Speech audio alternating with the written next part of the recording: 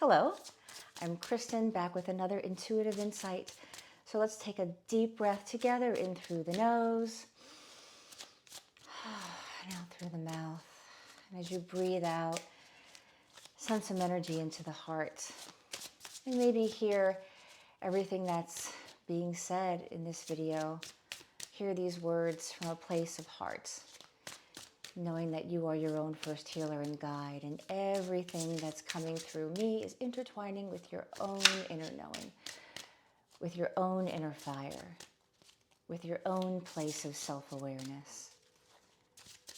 And may this collaboration between us be one that is supportive to you. So with that, let's see what the archetypes of the tarot have to say today on our hero's journey. Two cards came out. So it is the Eight of Cups and the Three of Wands.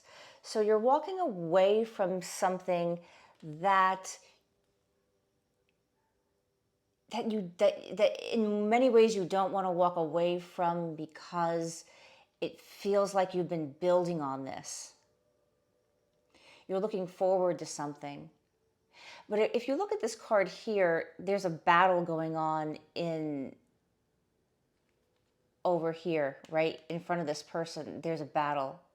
So it's like walking into a battlefield that you had part of creating, and you're ignoring the option behind you. This is a desolate place. Like this thing, it's not a new frontier, right? It's like something is being explored that it's like going into the enemy camp. It's a bit of a confusing energy.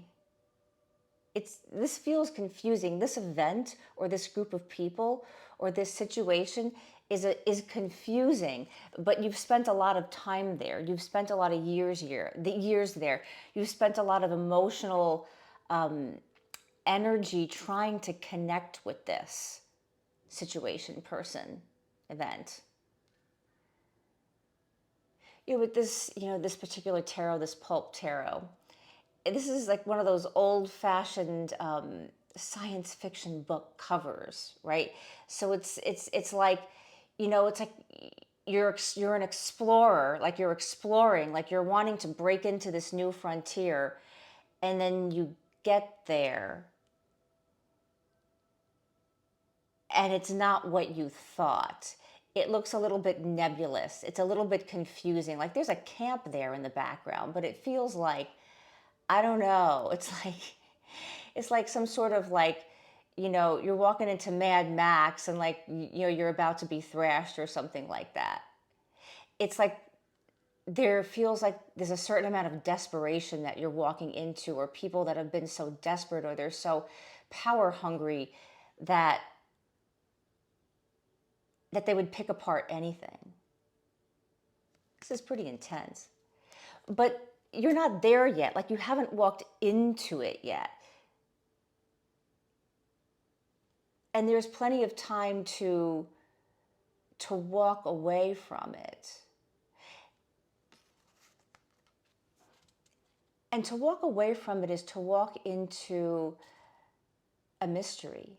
In this card here, you have this science fiction and this sort of like this desolate, like futuristic, old-fashioned Western camp filled with the most desperate primal people. And then on this card, it's like, walking into an old, like a 1950s movie. It's like you're walking into the city. You're walking into another adventure. But they're both mysterious, right? So it's like no matter where you go or what you do, there's the unknown space.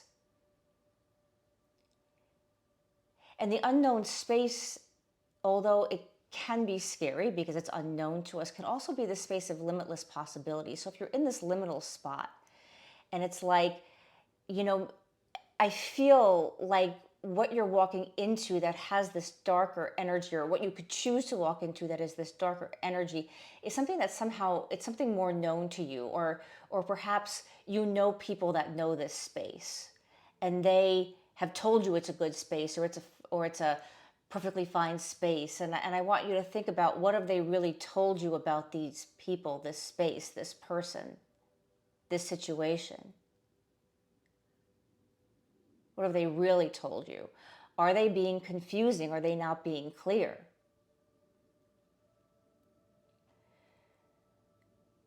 Because you've spent a lot of time building your knowledge, your wisdom, your technical ability, I want to say. And although you want to switch gears, you want to up-level yourself, you want to move, it's important to really be careful where you're moving into. And like, you look, if you don't know, you don't know. You make a wrong choice, you back out. But sometimes backing out can be a challenge in and of itself. So you always want to double, triple check before you make a decision. Don't just take one person's word for it, even if you think you know them. There's something here about somebody wanting you to come be an ally with them in a space that they know is questionable. It's not dangerous. I'm not getting danger, although I was saying primal and desperate people, but I think it's not like a dangerous, like you're going to be, you know, like there's some sort of danger or emotional danger. It's just, it would be a very difficult spot to be in, this person, this situation, this workplace. Because there's a lot of baggage here, and there are a lot of people that don't work on themselves, that have no self-awareness of other people, and are constantly worried about keeping their own power in check. They want to keep reclaiming their own power in these petty little ways. Just want to grabbing from the top of the deck here. So with the Hanged Man, you're in suspension. You're not quite sure what to do. There needs to be a sacrifice to obtain what you want in the long term. But that sacrifice doesn't have to be your comfort, or the sacrifice is not your emotional well-being. It could be, the sacrifice is like a slight less amount of money now, or the sacrifice is you might have to move somewhere, and it could be stressful. This feels more like a work situation than anything else. And it's like you need to stay above and on top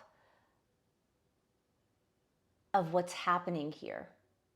It's like being able to have perspective. Having perspective on the group mentality. Having a perspective on the group mentality.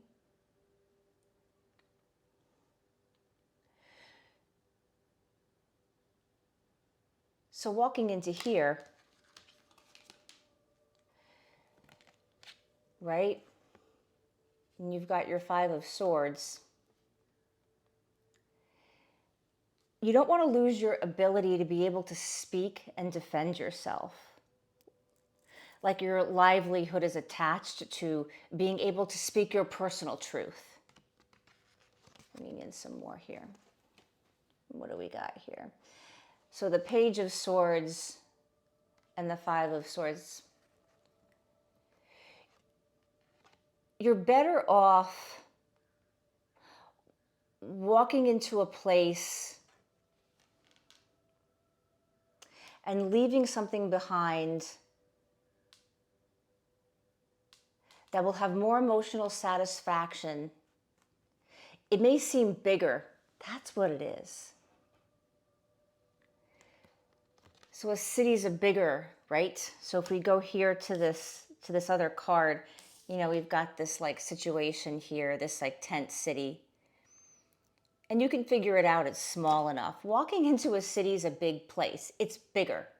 You're you're going bigger. You need to go bigger. So sometimes in order to go bigger, you have to feel like you're small, right? Because you may be that person who's coming in from scratch, or it may feel like I'm learning a whole new thing. It's okay to go back to the beginner's mind, right?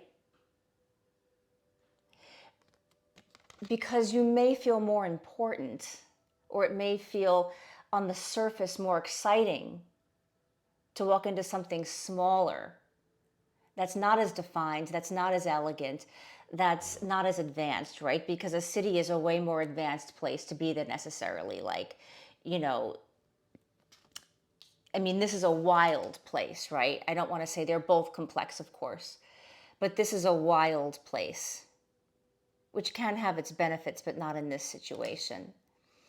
This is a more defined place of more structure, and it's bigger, and it feels like you could get lost in it.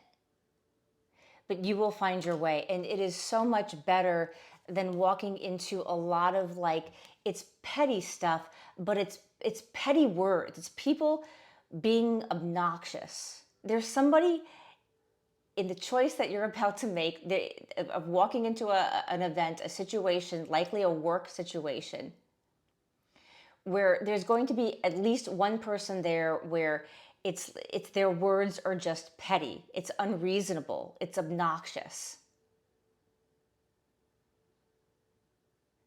And it's never too late to say no. So if you've already said yes and you've got there, you can just leave. You know, if you start putting the word out right away. Because you will be forced to sort of be submitted. You will have to submit to this low vibrational, like scratching on a chalkboard. It's like it'll become intolerable to really be in this place. And you'll be surrounded by other people that feel the same way, and either they're going along with it to kind of like, you know, to be in alignment with this horrible obnoxiousness, because they're using that in some way to appease, to move forward in the situation, to up-level themselves, but in this sort of like dark, you know, low level kind of way, where other people feel abused emotionally. I mean, there's nothing worse than having to go every single day to a work spot, a workplace, and be in a situation where it's not that it's not being underappreciated is one thing, and it's not that you're being underappreciated. It's just that you're forced to watch somebody who gets off on activating people's nervous systems.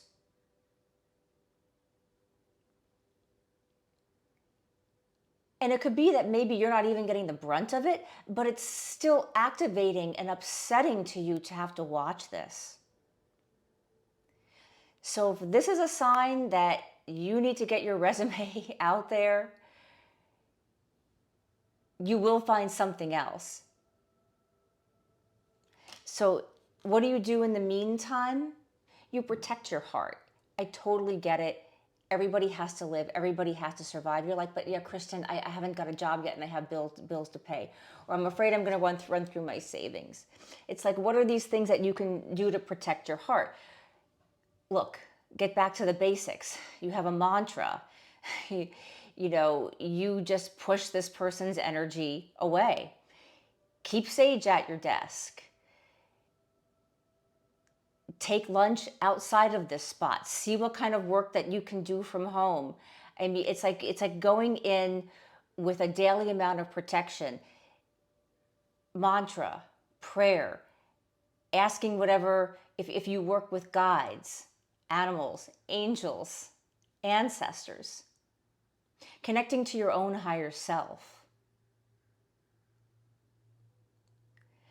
to get through this unscathed.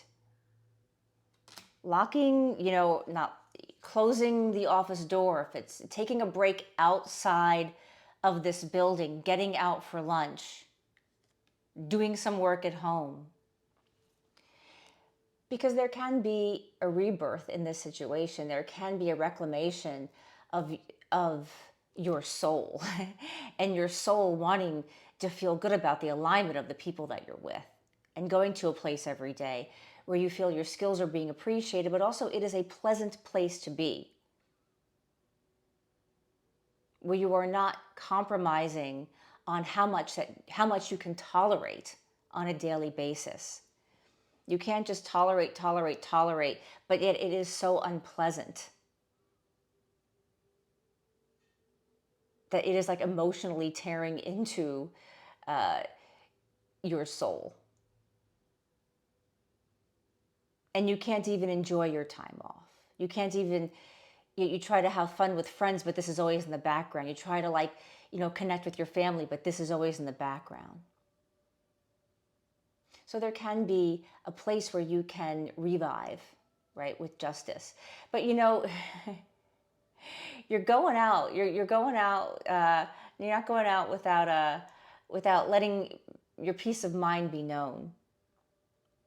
And it will be surprising that you leave, because it's sort of like, yeah, I'm taking my crap and I'm getting out of here. Whether you go before you find something or after you find something. And when it's safe, you might even want to give this person a piece of your mind for how they've treated others and how they've treated you. This was an interesting one. I wasn't counting on this today. I hope it was helpful. If it was, give me a thumbs up. Please claim this in the comments below and let me know what resonates, if anything. And I appreciate you, and I am sending you love, and I'll be back soon.